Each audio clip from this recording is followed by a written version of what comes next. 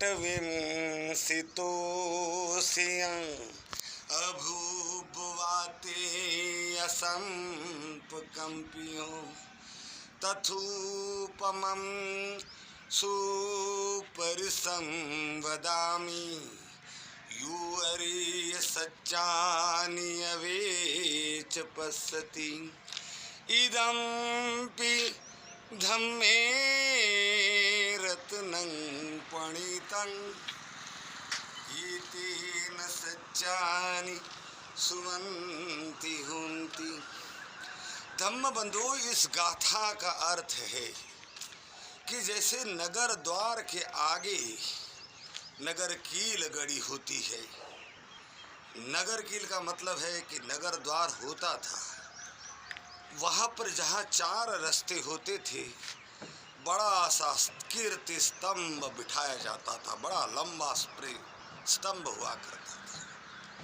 तो वो स्तंभ किसी भी प्रकार के तूफान को झेलने की ताकत रखता था, चारों तरफ की हवा के थपेड़ों को झेलने की ताकत रखता था। चारों तरफ से आने वाले बड़े से बड़े तूफान में भी वो नगर के लिए स्तंभ डगमगाता नहीं था। इसी प्रकार सत्पुरुष लोग होते हैं।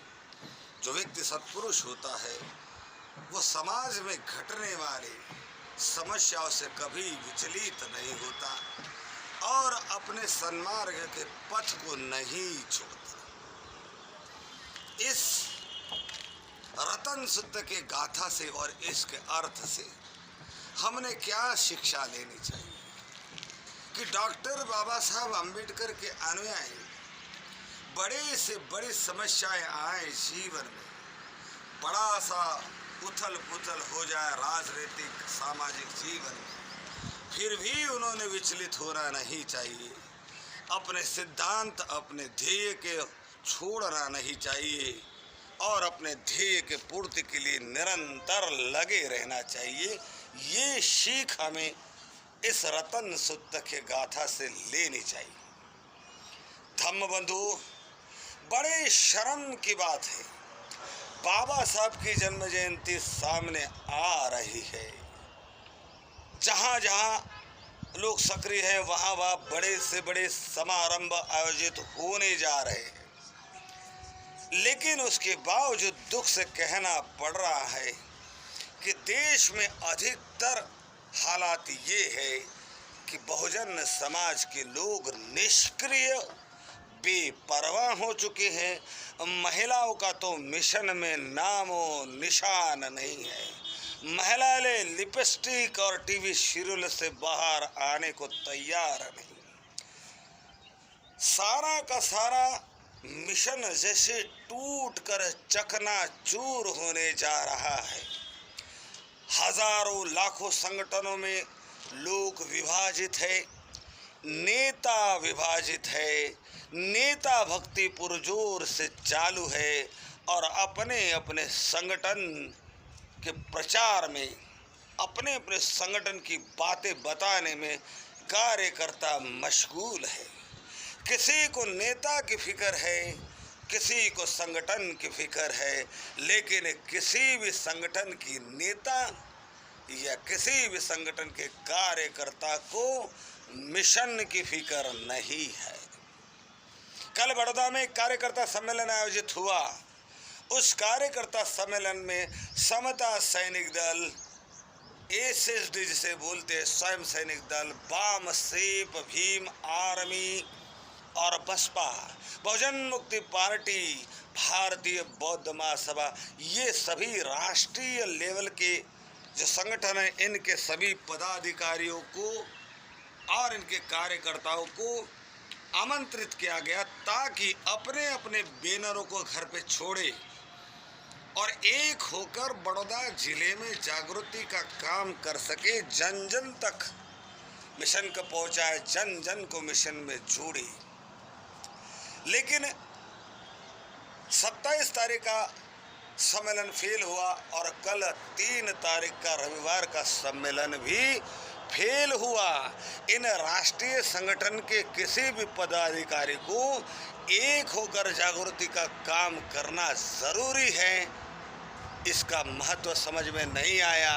इनके कार्यकर्ताओं को संगठित होकर एक होकर जागृति लाना जरूरी है, इसके महत्व को समझ में नहीं आया। साथियों, डॉक्टर बाबा साहब अपने हर मकसद में कामयाब हुए। हजारों रोड़े उनके कार्य में डाले गए, उनको दबाने का प्रयास किया गया, उनके कार्य को बिगाड़ने के प्रयास होते रहे, लेकिन बाबा साहब अपने कार्य में सफल इसलिए हुए क्योंकि तब समाज पूरी तरह से प्रामाणिकता से उनके साथ था। और समाज तब प्रामाणिकता के साथ बाबा साहब के साथ इसलिए था कि समाज सम्मान के लिए भूखा था, समता के लिए भूखा था, समाज पानी के लिए तरसता था, समाज इनकम आय के जो स्रोत है, आर्थिक स्रोत खड़े करने के लिए तरसता था, समाज शिक्षा के लिए तरसता था, समाज को जरूरत थी। और इसलिए बाबा साहब के साथ समाज ईमानदारी से जुड़ा और बाबा साहब कामयाब हुए। बाबा साहब ने जितना भी संघर्ष किया और उन संघर्षों के फलस्वरूप जो समान अधिकार, समान अवसर, शिक्षा के अवसर, राजनीतिक अवसर इस समाज को प्रदान हुए, इनके पास नौकरियां आई, आर्थिक स्रोत खड़े हुए, इनको थोड़ा इज्जत मिलने लगा, इनके लिए मंदिर के द्वार बंद थे, ये मंदिरों में जाने लगे और इस समाज ने धीरे धीरे मिशन की तरफ पीठ फेरना शुरू किया। आज नेता कितना भी बुद्धिमान हो, नेता कितना भी ईमानदार हो, नेता नेताओं से मिलता नहीं और एक होता नहीं। संगठन कितना भी अच्छा हो, उसके जीवन कार्य कितने भी अच्छे हो, लेकिन लोग संगठनों से जुड़ते नहीं क्योंकि लोग सेल्फ ओरिएंटेड हो चुके हैं, लोग स्वयं से केंद्रित हो चुके हैं, इंसानियत निकल चुकी है, नियति इंसान की बदल चुकी है। आज इंसान को अम्बेडकर वाद की ज़रूरत कम महसूस होने लगी है, वो अम्बेडकर वाद से दूर होने लगा है। एक तरफ जहाँ मैं ये कह रहा हूँ, दूसरी तरफ ऐसा भी एक तबका है जो नया नया मिशन में आ रहा है, पूरे जोर से लगा हुआ है, लेकिन जब वो देखता है कि उससे पहले के कार्यकर्ता कार्य से धीरे धीरे बहानेबाजी करके दूर होते जा रहे, तो वो भी टिमटिमाते हुए दीवे की तरह बुझ जाता है, वो भी निष्क्रिय हो जाता है। साथियों, अम्बेडकर जयंती नज़दीक आ रही है। बाबा साहब के सपने साकार करने हैं, क्योंकि बाबा साहब के सपने बाबा साहब के लिए नहीं थे, वो हमारे लिए थे। वे बाबा साहब के सपने नहीं थे, वो हमारे सपने, उनको साकार करना है। तो इस वर्ष की अम्बेडकर जयंती नाच गाने की अम्बेडकर जयंती ना बने, केवल दिखावे की जयंती ना बने। जितना जोर कार्यकर्ता और आयोजक इस अम्बेडकर जयंती को बड़े से बड़े रूप में मनाने में लगे हुए हैं, उससे 50% भी अगर जोर एकता संगठन बनाने में लगाएंगे, एकता बनाने में लगाएंगे, इतना ही जोर बुद्धिज्म को फैलाने में लगाएंगे, तो जातिवाद खत्म होगा। जातिवाद खत्म होगा तो समतावाद दिखाई देगा। ये जो सारी समस्या हैं, राजनीतिक दरवाजे खुलने लगेंगे। लेकिन ये तब हो सकता है कि जब हम अम्बेडकर जयंती को सम्यक संकल्प की अम्बेडकर जयंती के रूप में मनाएं। हम संकल्प करें कि चाहे हम हजारों संगठनों में बटे हुए, अब इस वर्ष हम एक होकर सारा भारत बौद्धमय करने के पीछे लगेंगे। हमारे आपसी जातिवाद को ख़त्म करने के लिए पूरी ताकत लगाएंगे, हम मतभेद को दूर करने में पूरी ताकत लगाएंगे।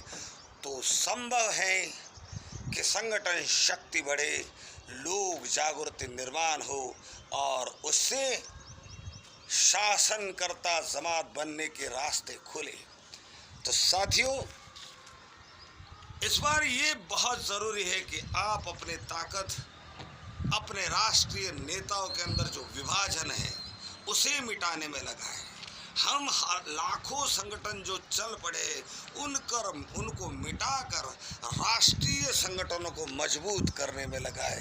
कार्यकर्ता को जोड़े, संगठनों को जोड़े, जन जन को जोड़े और सही मायने में बाबा साहब को श्रद्धांजलि अर्पित करें। सही मायने में बाबा साहब के वो शब्द शिक्षित बने, संगठित बने, संघर्ष करे, उन शब्दों को साकार करे, तो बाबा साहब को हमारे तरफ से सच्ची श्रद्धांजलि होगी। जय भीम, नमो बुद्धाय।